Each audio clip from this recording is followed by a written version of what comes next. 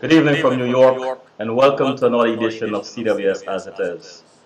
The last time you were here, we were doing a series on the suicide epidemic in Guyana. And I realized that having this platform bears tremendous responsibility. There's a saying that to whom much is given, much is expected.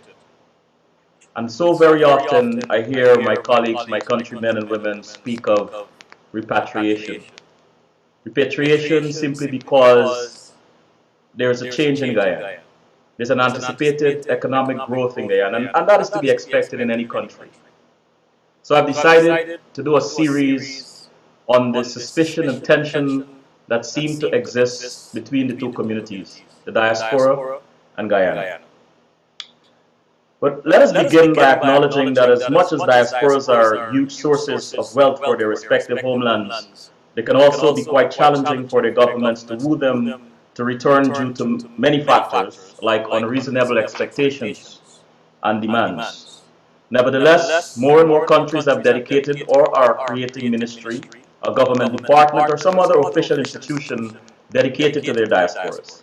According to reports, countries are paying more attention these days because they believe their diasporas can make them rich. Remittances, for one, is a huge contributor to many countries' GDP. Then there is the financial, knowledge, and skills pool. Countries like India, Ireland, China, Ghana, Nigeria, and many others have capitalized on this resource pool. Some have gone so far as to give attractive incentives to encourage their diaspora to return. Repatriation is appealing to many for various reasons. For example, employment, investments, and retirement. However, there is an issue that is often not talked about because of its sensitive nature. The issue of suspicion and growing tension between the diaspora and the homeland communities. This is not unique to Guyana, but this series is created with a special focus on Guyana.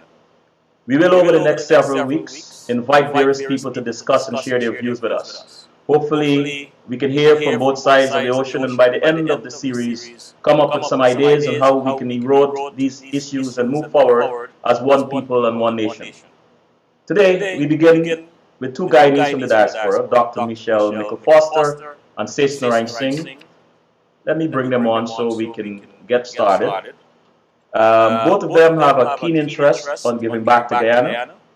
Good afternoon, Seth Narayan. Good afternoon, Dr. Michelle Mickle-Foster. Welcome to CWS As It Is. Good afternoon, Selwyn. How are you?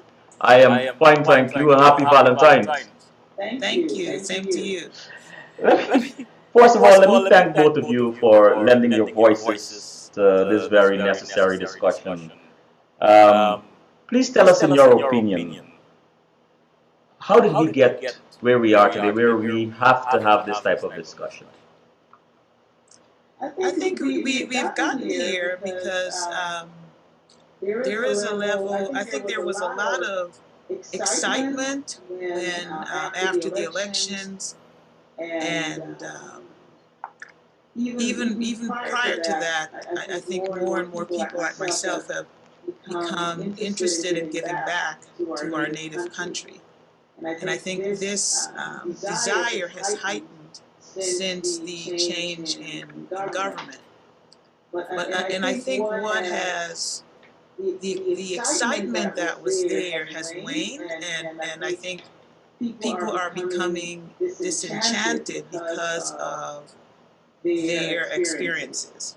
And whether it's just communication breakdowns or just failure to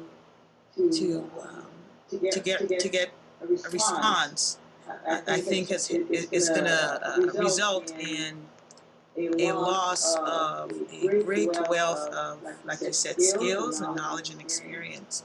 So I think that's kind of what has gotten us to this point. Sister Ryan, you both of you actually spend a lot of time or are in cyberspace. Facebook, I come in contact with you from time to time. What are you hearing? What are you hearing among Guyanese, whether in the diaspora at home, about this particular topic? Hi, good afternoon, Selwyn. Good afternoon. I just wanted to make sure that I wish everyone a happy Valentine's, and thank you for inviting me to this very sensitive program. This is a very difficult issue. The question you ask is, what am I hearing? First of all, I want to start off with the concept that this situation is not unique to Guyana. There's always this, if I may use your word, tension or disquiet between diaspora communities and homelanders in many developing countries, what we call them emerging economies now. And it's very important that we understand this is not a Guyanese issue. And it goes to the psyche of human beings. There's always the controlling class and there's always the controlled class. And a lot of people might not believe me on this, but as part of the controlling class, you have members of the diaspora in that class. So there's a class war happening globally. And of course, Guyana is not, isolated from the globe or the world. So they are members of the diaspora in that group of people who are, so to speak, marginalizing the controlled class. So I just want to make that very clear. I don't see it as the locals trying to shut out the diaspora. I see it as the controlling class shutting out the controlled class. Okay, so that's one opinion, and as I said, we are going to have several of these discussions because various people have various perspectives and various ideas as to what is really going on. But sis, can we assume, or are we to assume that you're interested in some way to giving back to your country or to repatriating? I think every single Guyanese or every single diaspora member of any country, to be specific, has, I think, maybe I couldn't use that word, but Martin Carter said this many moons ago when he was living in London. And I apologize, but he said, always remember that I peed in Guyana. Remember this, and it's our naval strength.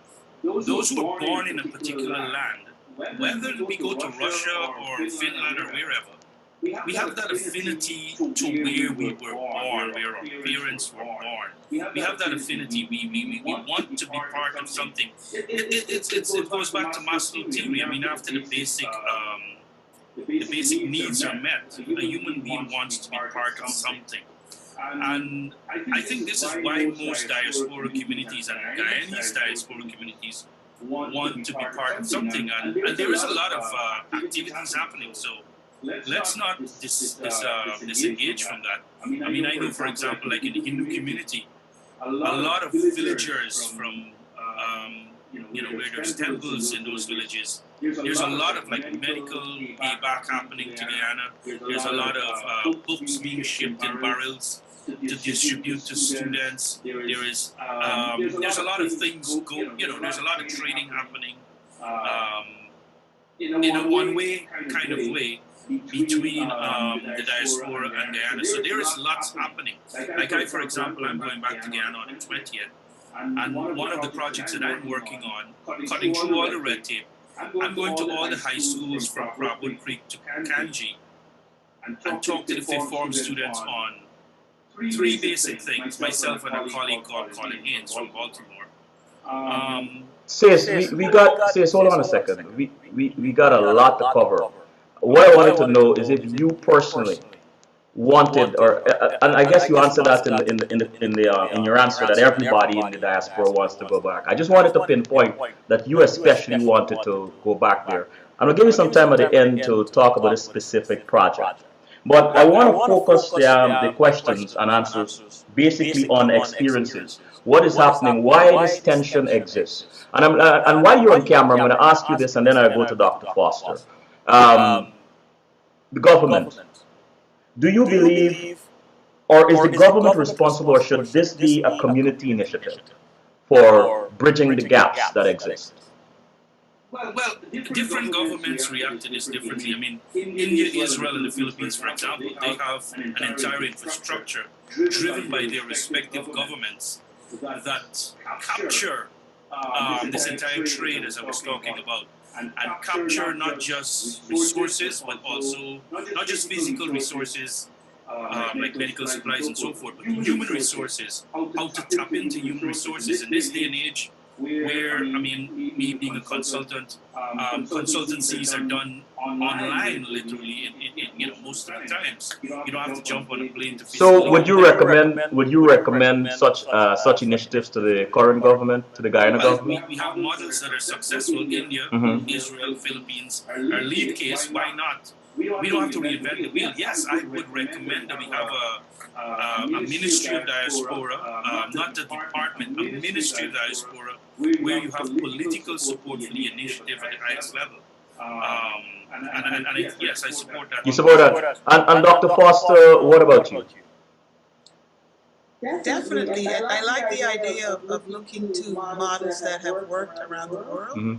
and developing, a model of our own. I think it's important for there to be public-private partnerships, not just relying totally on the government, but really trying to get a public-private type of partnership Mhm. that really has strict guidelines for communications, because I think of some of the frustrations that people tend to experience is just a breakdown in communications, and it's just that part of it I think is so critical to the success of this kind of initiative.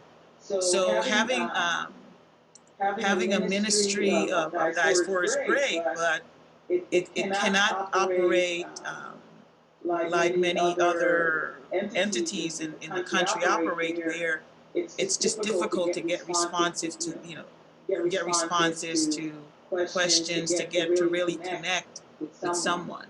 So I think it's, a more of a public-private. It should not be solely um, a governmental agency, but strong ties should be a public-private partnership. You have experience in this type of area, setting up partnerships and so on. And I've heard this many times before about people not getting responses, they're not getting the appropriate responses in the appropriate time or adequate time to their queries and so on. Let's talk about that a little. How destructive or counterproductive is that kind of uh, attitude, for the lack of a better word? It is very, very destructive and counterproductive. I think when you're used to a society where people, return your calls or respond to your emails, it may not be as quick as you want, but when they, respond to you, it's kind of what is expected. And I don't believe that we should expect any less of people in our own country. Mhm. I mean, everyone's busy. We're all busy, but we make time for the things that are important. So I think as I really started to think about how can we solve this issue, the concept, and I don't know what the models look like, but the concept of some type of clearinghouse came to mind, where you have, where people who have, whether it's skills or, whatever kinds of resources to offer, can those things available, and people in our home country, whether it's ministry or whoever, they can then make their needs known. And it's more than just tangible. It's more than just us, sending books and all that. We do that, but I think there's something even greater about that. Is there are a lot of missed opportunities Mhm. to get skilled people who are very interested in giving their time back to, getting those people connected with the right people. Whether it's at your school, the school you went to, or wherever. But I think there are a lot of missed opportunities um, because of this failure to communicate, and this fear. I've experienced it myself. Trying to do a project where everything was, we were all on one accord, and then a particular person came in and had this fear about information being revealed to the press, and it was just so counterproductive and detoured us right off track of the project. So I think it's some kind of clearinghouse kind of concept really came to mind for me, where we can light a candle in this. I'm not about cursing the darkness, but I'm also about lighting a candle and showing them, opportunities where success can be achieved. As Sis underscored or mentioned early on, that this is a very sensitive topic and it is deep and wide, and I want to open it up, right? Because it is very easy to come on here for several weeks and talk about, well, this issue on an official level. But there are other aspects of it. Sis earlier mentioned that he doesn't think it's a people-to-people thing, like the average person on the ground doesn't want or have a problem with people coming back. Other folks feel differently.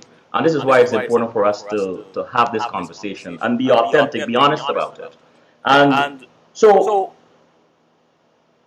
let me get Sis in on this one, right? And Dr. Foster, you can answer as well. But do you believe that the Guyanese government acknowledges the diaspora's role in the development of Guyana?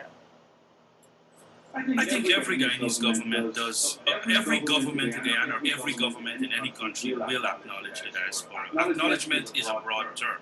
Whether they leverage that power or that tangible or intangible asset that the diaspora brings to bear into the equation, that's a different question. Well, let's go there then, since you bring it up. If political suicide does not actually acknowledge. But let's go there, as you brought it up. Do they leverage?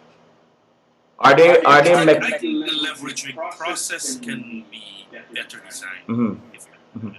And CS, you're a financial person. If you had to make a recommendation or two regarding this, what would you suggest? Well, immediately I would suggest to give it the political visibility that the process deserves. I'm non-negotiable on this. We need. It was in the manifesto of the coalition when they were on the campaign trail. They promised a ministry of diaspora. I believe it should be done.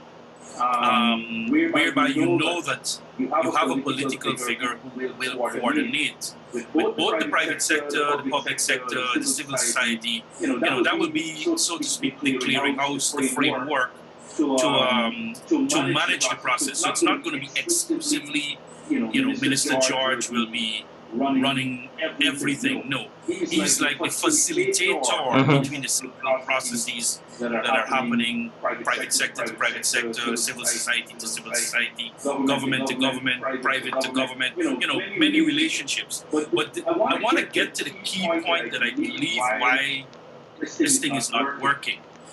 I want to define these two classes and this is something that we inherited from the British, and this is why I'm saying to you it's not working. Because the controlling class that controls Guyana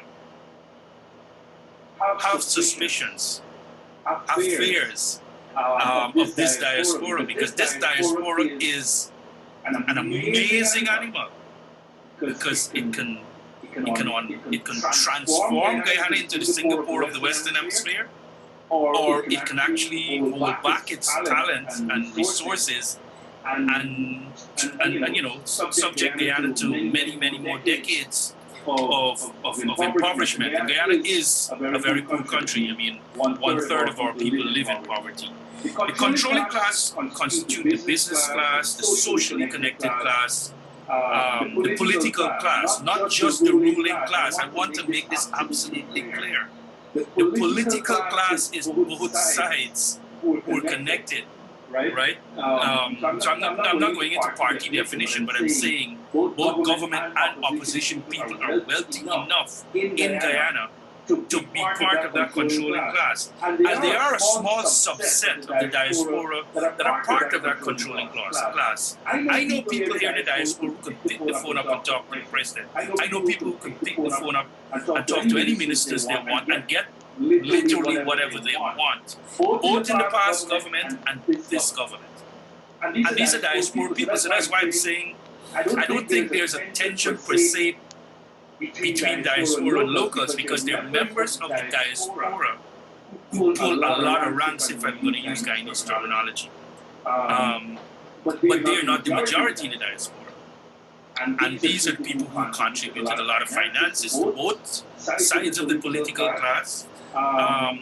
So what is happening is that tango that we learned from the British between the controlling class, the Georgetown Club crew, the guys who, who basically are in everything, are trying to make sure they screen who can actually migrate from the controlling class to the controlled class. And the controlling class, let me define that, is the poor, the workers, the working class generally. The many outsiders who might be stuck in the diaspora who didn't get into like the political parties and so forth. And I might even dare say the middle class in Guyana. So because Guyana is an unfortunate society in the sense that to get great action and progress done, you got to know somebody in some position to make action, to get things done. It happened in the past, it's happening now, I'm sure it might happen in the future. And this is where we have to have what you call an attitude of mind. Policymakers have to have an evolved attitude of mind, like how the Singaporean leaders were. They realized they were a rock with no resources, just the human beings, and they leveraged that human connection. All right, Sis, you're a man of numbers and statistics. How large is this controlling class? And Very small. very small. Yet they have a tremendous. Guyana is controlling 95% of the country. So then, we are looking for solutions here. How do we deal? Let's say the control this dynamic exists, is actually true. How do we factor that into building the bridge that we need to build between the diaspora and homeland? Well, I mean, let's be very absolutely clear. I think that the strong has to help the weak here. Right. And I think this is where I'm recommending that we go back to the coalition manifesto and let us implement that. The coalition is the majority government. They're strong. They need to now reach out to see where there are gaps. And I have an idea, because this is one of the feedbacks I'm getting from Guyana, which is, the diaspora is too expensive to hire. The diaspora is coming with a list of conditionalities when they want to work locally. This is why the reason why we have to go for more retirees who are going back. And the reason, and this is my solution to that, let's have some timeshare of talent. So people who have if there's a need, as the good doctor said at Clearinghouse, if there's a need for, let's say, structuring the financial consultancy for the Damara Bridge, the new bridge that they're trying to build, and they need a specific consultancy for that, they don't have to hire me for the entire life of my life. They can hire me for 3 days, and I'm not lobbying here for a job, but I'm just using it as an example, to give them a product. And I operate like I'm in North America, with North American condition. I give them a product. I see this happen a lot in US government contracts. And so I don't have to be there taking over power or into anybody's space, but I'm adding value to the process. And the process is being managed by the locals, anybody, and so forth. So I've always took a position that the center of gravity must always remain in Georgetown, Guyana. Says hold on for a second. Let gravity hold you down for a moment. I want to go to the chat room and and read a few comments here. Norco asks, where would this ministry be located? Dr. Foster, you want to take that? Chase was the one who brought up the ministry, but I figured it would make sense for it to be the home base be in Guyana, but also have satellite offices where we have a high concentration of Guyanese. So are we agreeing that it is imperative to have such an institution? Yes. Okay. Yeah. Okay. Next I question. like that model because, like we know New York is New York, Toronto, high concentration of Guyanese that can leverage the North American talent. Yes. Okay. Then Esther asked, said, good afternoon, Selwyn. Good afternoon, Dr. Foster. Dr. Foster, I live in Guyana, and I can tell you that it's indeed a huge problem getting feedback and collaboration from those in key positions. And then Norcus asked, why do you believe that the diaspora would hinder the growth of Guyana? I am not sure who. I don't think anyone said Right, that. okay, let's move on to the next. Esther said, the Ministry of Diaspora sounds like an excellent idea, but if certain issues are not ironed out first, success will be but a fleeting illusion.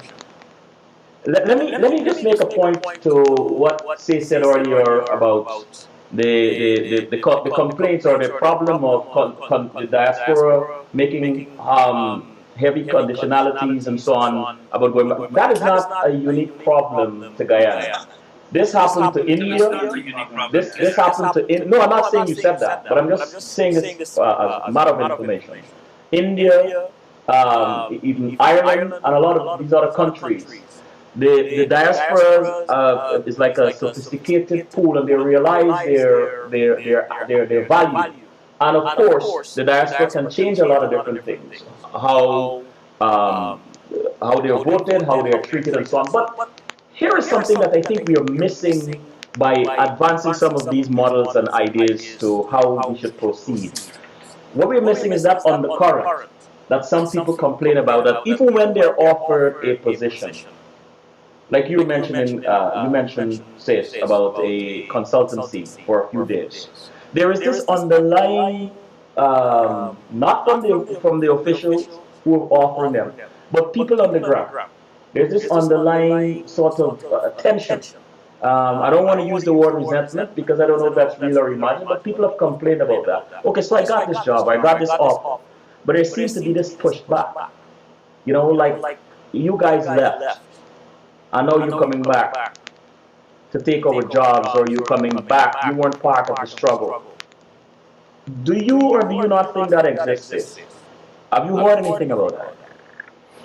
Well, again, I want to go back to my concept of an attitude of mind, because we in the diaspora are also guilty of throwing our weight around too much when we landed up in Georgetown. And it's very important that it's a marriage. You're going into a marriage of a new home. You have to be aware that there are people in that home before you, and you got to decide whether you're going to just bring all of your ways from the streets, or are you going to try to do a study and a hybrid and some kind of evolution so that this marriage works? And that is, I'm telling you, a lot of the diaspora people are guilty. I mean, I live in the diaspora, but I'm telling you, this is what happens. We sometimes are guilty of throwing too much money around, throwing our weight around, pretending that we know everything. And the other thing we're not recognizing is the clock moves in Guyana at a different pace than it moves in North America. Whether we like it or not, it will be that way forever and ever and ever, until enough people in Guyana are aware that productivity has to rise to a level where the clock are moving like is the clock of Singapore or the clock of North America. So if we go with that North American clock and try to say, hey, we got to get 5 things done today, and they're like, where did she come from? So you're saying a revolution of attitude is not possible? at this point?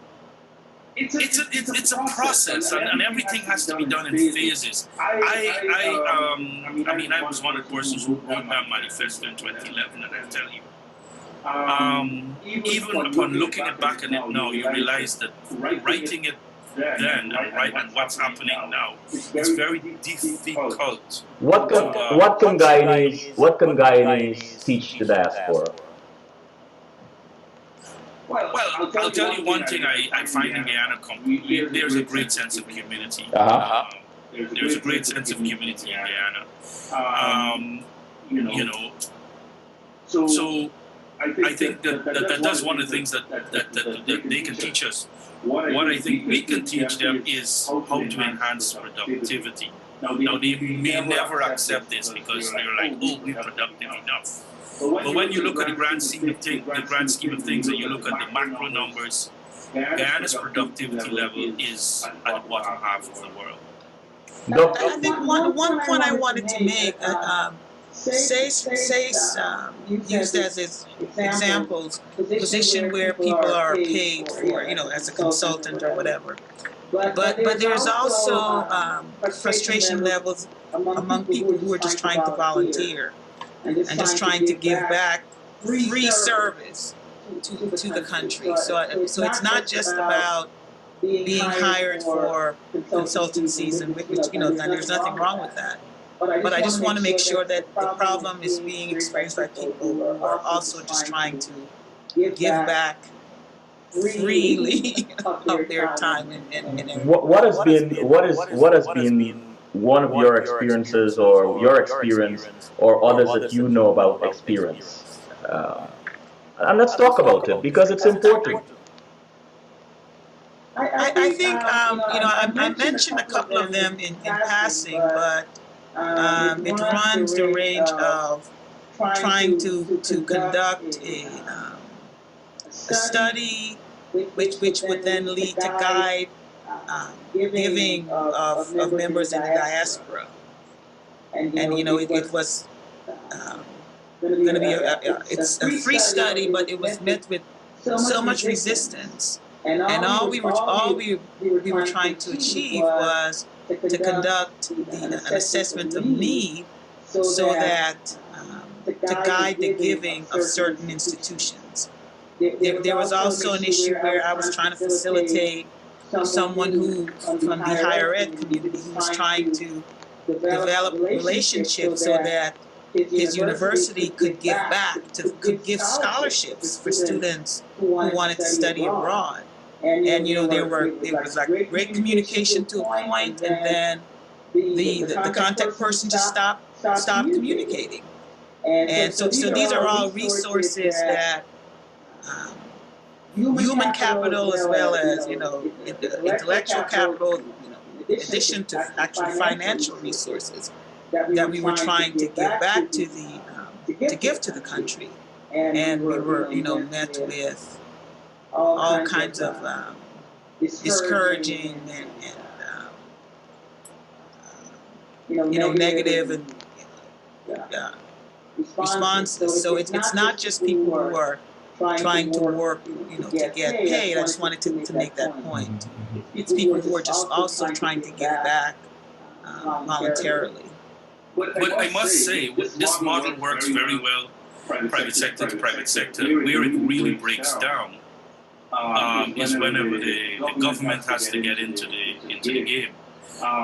Because as I said, for decades, at the community level, at the civil society level, I don't know if you know this, Selwyn, but in the Queens area, for example, I live in Maryland. Right. Queens area, I've seen this for myself. Your community days, Bath settlement days and Kanji Day and Albion Day, and a huge amount of resources are raised at these events, and that money is then pumped into these social projects. But it's because there is a team here, and then there's a team in that village in Guyana, and they connect directly because they grow up in the village and everybody knows everybody.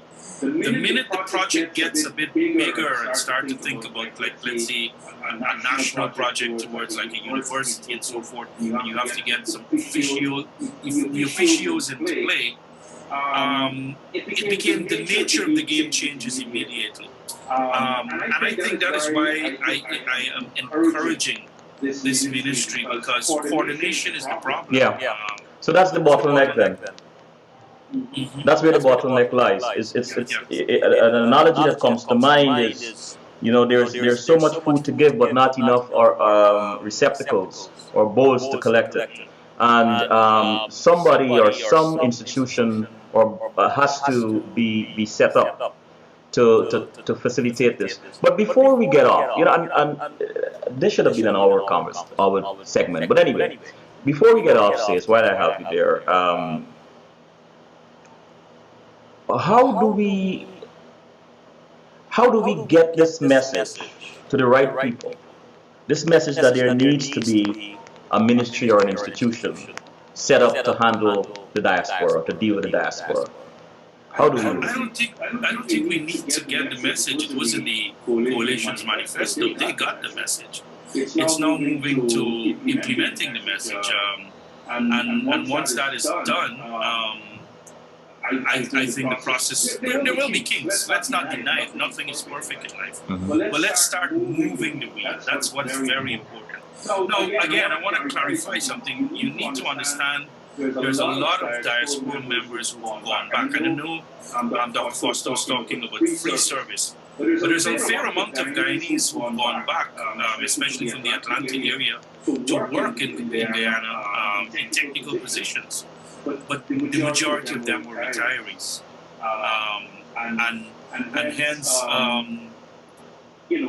that by itself can create some kind of tension, because people in Guyana who might be in the public service, who might be ambitious, then they just see a retiree who had a great life in the United States of America, fulfilled all of their dreams, got the house and the 2 cars in the garage, done all of that, have the pension plan well locked away, Social Security, everything, and then they come and stifle me locally from even elevating even further. So we get back. We got right away around to that premise that there is some tension between the local folks at home and the diaspora community. It's not necessarily just the between the controlling class and the controlled class. So there does exist this tension and suspicion. And so I hope that we've come to the end.